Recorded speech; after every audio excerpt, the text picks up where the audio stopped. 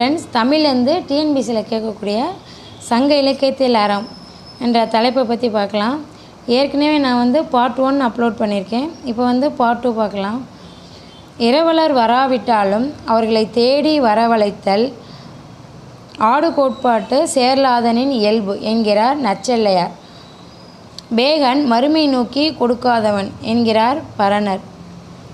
தன்னை நாடி வந்த பரிசலன் பொருள் பெறாமல் திரும்புவது தான் நாட்டை இழந்த துன்பத்தை விட பெருந்துன்பம் என்று குமணன் வருந்தியதாக பெருந்தலை சாத்தனார் கூறுகிறார்.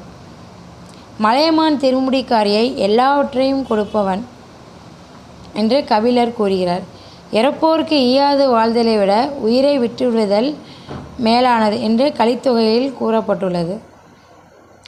தான் பெற்றதை பிறருக்கு வழங்கும் பெருஞ்சித்திரனார் உள்ளம் பற்றி புறநானூற்றில் கூறப்பட்டுள்ளது. உதவி செய்தலை ஈழத்து பூதந்தேவனார் உதவி ஆண்மை என்றார். பிறர் நோயும் தம் நோய் போல் போற்றி அறனறிதல் சான்றவர்க்கு எல்லாம் கடன் என்று கலித்தொகையில் கூறப்பட்டுள்ளது.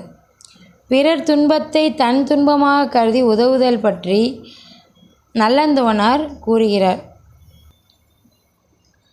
உண்மையான செல்வம் என்பது பிறர் துன்பம் தீர்ப்பதுதான் என்கிறார் நல்வேட்டனார்.